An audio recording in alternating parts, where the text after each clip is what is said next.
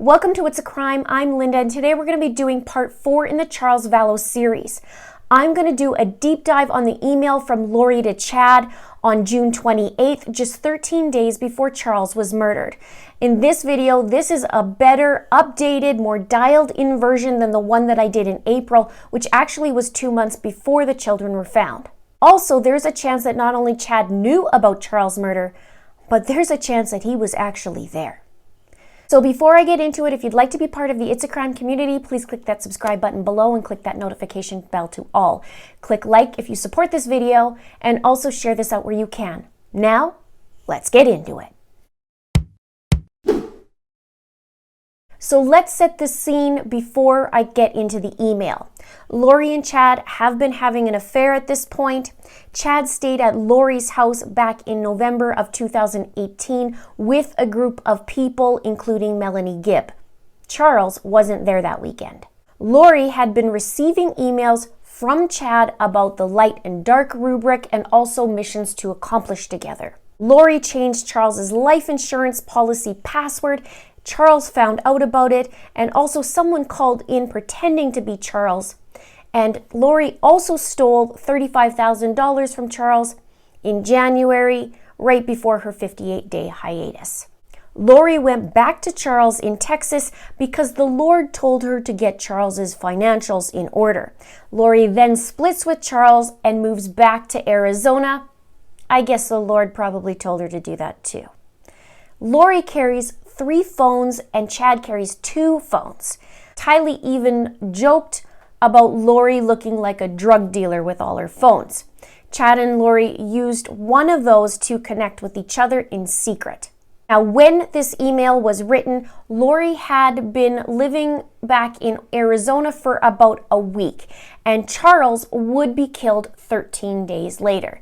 Now, remember, in her police statement, Lori didn't want Charles staying at the house, and she insisted that he stay at a hotel. So the email to Chad was written on Friday, June 28th. The next day, Charles sees it, forwards it to Lori and Alex's brother Adam, and tells him to have a look because Lori and Chad are up to something. Here's the email from Charles forwarding it to Adam. Adam, open this letter and see what she did. I'm not sure of the relationship with her and Chad Daybell, but they are up to something. She created an email alias for me as I've never set this one up. She sent this yesterday, and I guess she forgot all her emails are on the computer at my house. I asked her to explain it, and she started blaming you, Brandon, and me for perpetuating a scheme against her. Just more of her paranoia. She will not explain it. I am going to send it to Chad Daybell's wife. Her name is Tammy, and I found her email address on their website. I've got her cell number too. Sounds very suspicious to me. What do you think? Whenever she gets caught doing this kind of stuff, she starts blaming everybody else.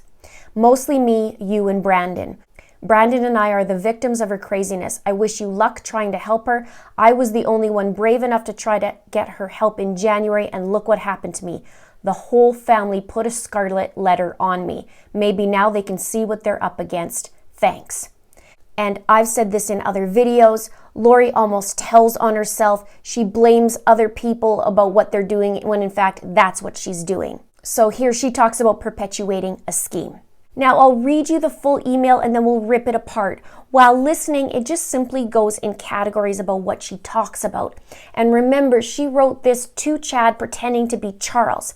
So she mentions this is Charles from Arizona while writing this email, and how enjoyable it was for Chad to be at the house back in November, even though Charles wasn't there. She talks about a book that she urgently wants to complete. She says that she has opportunities to speak in conventions in the fall. She talks about insurance. She talks about paying Chad well. She asks Chad to help her. She mentions having a minor league baseball background and that the audience can relate to it. And she wants him to come in the next week. So that's the gist of it. Let's read it. Hello, Chad. I hope you're doing well. This is Charles Vallow from Arizona. We really enjoyed having you stay with us back in November when you came to preparing a people conference. I appreciated you taking time to talk to me about the book I've been working on. Well, more than 6 months later, I still haven't made much progress on it, but I feel an urgency to get it done. As the managing partner of Right Planning Group, I'm going to have the opportunity to speak at various conventions beginning in the fall, but everyone says I need to have a book available that summarizes my life and shares the principles I follow. So I will cut to the chase. I'm willing to pay you well to help me get this book into shape as my ghostwriter. I really liked your autobiography and the tone you took in sharing experiences without preaching. Is there any way you could come here for a couple days and help me get the book underway?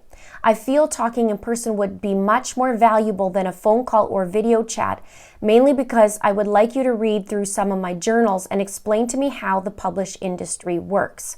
It would help me to know whether I truly have a book in me and whether you want to team up on it. I played minor league and have plenty of stories that my audience could relate to, along with the knowledge I've gained running my own company.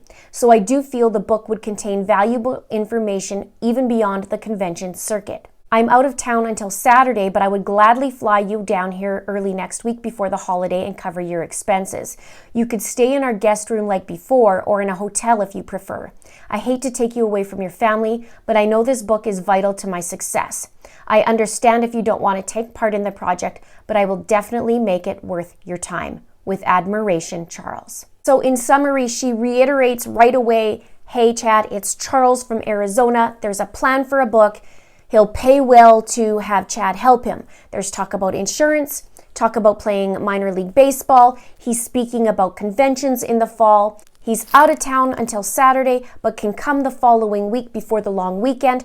Pretty much sums the paragraph. If you agree, give me a heck yeah in the comments below.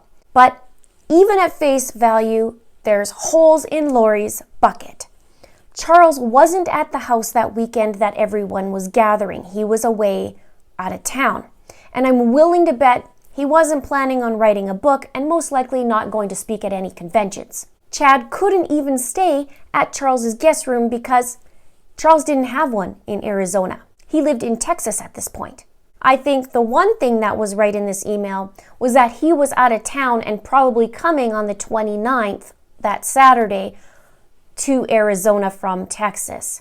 Now, a Gilbert employee at the hotel that Charles was staying at said that he was there for a couple of weeks, which would match up with this timeline. So just wait to see what I have in store for you. So now here's my stripped down version and its translation. We are going to change the word book throughout the email to the phrase plan to kill Charles. So I'll read that and do a deep dive and translate the rest of the paragraph. Notably, the word book in here is mentioned 7 times in this email. Here we go. Email says, hello Chad, I hope you're doing well. I appreciated you taking time to talk to me about the book I've been working on. More than 6 months later, I still haven't made much progress on it, but I feel an urgency to get it done. Translation. Thank you for taking the time to talk to me about the plan to kill Charles. I know nothing has happened since January, but it's time to get it done. Back to the email. As the managing partner of Right Planning Group, I'm going to have the opportunity to speak at various conventions beginning in the fall, but everyone says I need to have a book available that summarizes my life and shares the principles I follow. Side note, I take her talking about conventions beginning in the fall, meaning her move to Rexburg. They do have conventions there where people speak, like Jason Mao and Chad Daybell and other speakers. Melanie Gibb was even there for a convention the weekend that JJ was killed. So Rexburg was also her secret place to go, right? She didn't tell very many people. And also Melanie Pulowski didn't tell Brandon the secret place to where she moved. She said she was moving to Boise, I believe. So again, as the managing partner of Right Planning Group, I'm going to have the opportunity to speak at various conventions beginning in the fall, but everyone says I need to have a book available that summarizes my life and shares the principles I follow. Translation. As the beneficiary of the insurance, I'm going to have the freedom and opportunity to move to Rexburg beginning in fall, but I need to kill Charles to finish off that chapter to be with you, meaning Chad. Her words, so I will cut to the chase. I'm willing to pay you well to help me get this book into shape as my ghostwriter. I really liked your autobiography and the tone you took in sharing experiences without preaching. Is there any way you could come here for a couple of days and help me get the book underway? Translation. So let's get down to business. I'm willing to pay you well to help me kill Charles and be my co-conspirator or partner in crime. I really liked what you said in how we can get this done. Is there any way for you to come here to get this plan in place and help kill Charles? Next, I feel talking in person would be much more valuable than a phone call or video chat, mainly because I would like you to read through some of my journals and explain to me how the publishing industry works. Translation. You being here is better because I'd like you to go through my ideas and plans and lock down the plan to kill Charles and how killing someone works. Her words, it would help me know whether I truly have a book in me and whether you want to team up on it. I played minor league and have plenty of stories that my audience could relate to, along with the knowledge I've gained running my own company. So I do feel the book would contain valuable information even beyond the convention circuit. Translation, it would help me to know killing Charles can actually happen, and also if you want to team up and help me. Since Charles played minor league baseball, we can use the story that Charles came at us with a bat and the cops would believe us. I know just what to say, like self-defense. So I do feel killing Charles would be valuable, not only being able to go to Rexburg, but also to get the insurance money. And we saw this in the actual statements. Charles came at me with the bat. Everyone said that. Lori, Tylee, Alex. Tylee said she didn't know if Charles was going to use it on her or not, but he had the bat and he was swinging it. Lori mentioned the bat, Alex mentioned the bat, they all mentioned the bat. And the stories she could tell to the audience and that they would relate to that is clearly the made-up story that the cops would believe. And what did we see? We saw them say Charles came at them with a bat and Alex gets away with murder claiming self-defense. Back to her words. I'm out of town until Saturday, but I would gladly fly you down here early next week before the holiday and cover your expenses. I know this book is vital to my success. I understand if you don't want to take part in the project, but I would definitely make it worth your time. Translation. Charles doesn't arrive in town until this Saturday from Texas, so come early next week and I'll pay you to do it. I know killing Charles is vital to my success and freedom and being with you. I understand if you don't want to help, but I would definitely make it worth your time. So in summary, she talks about wanting to kill Charles since January, which interestingly is the same time she gets an email from Chad saying, hey, Charles is a zombie and he's Nick Schneider. She says she's been wanting to do it for 6 months now and has the urge to get it done. That lines up from January to June being 6 months. She talks about how she's going to be receiving the money from the insurance and that once Charles is killed, she'll have the freedom and opportunity in the fall to basically be in Rexburg and she'll be with Chad. She said she wants Chad to help her and she'll pay him well to do it. And she said that they could use the bat since we know that Charles played minor league baseball and that she knew she could tell the right story that her audience, meaning the cops, would relate to and believe. She asked Chad to come in the next week before the holiday of July 4th, and killing Charles is vital to moving forward and being with Chad. Chad also says that about Tammy, that killing Tammy would be vital for his success in moving forward. She said she would make it worth his time, and isn't that one of the most common phrases if you're a manipulative woman like her? Oh baby, I'll make it worth your time. Also, I do know that July 11th is when Charles was killed and she's asking Chad to come that week of the 4th. However, something must have happened. We know Alex had the week off. He said he was on vacation at that time.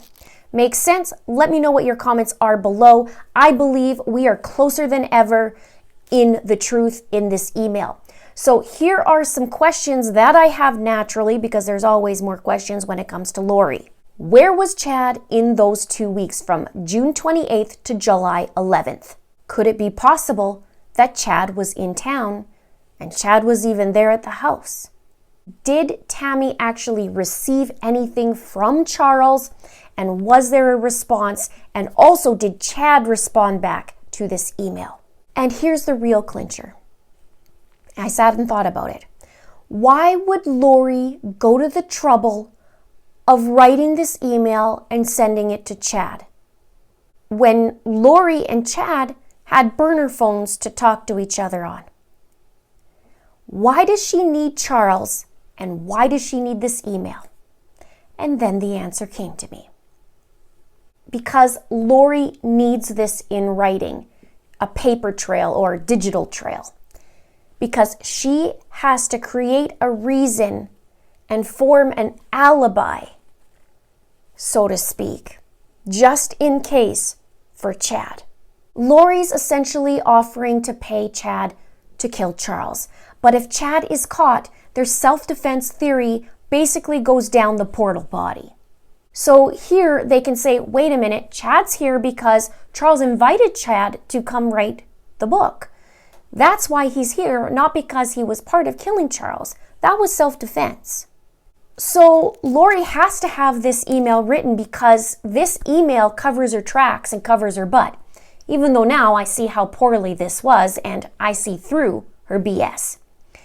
This is a cover-up. This is premeditation. And this is part of her story that the audience could relate to. Chad's here because Charles asked him to. He wanted to write a book and invited Chad out. This is simply, in Lori's mind, the perfect excuse what this email is.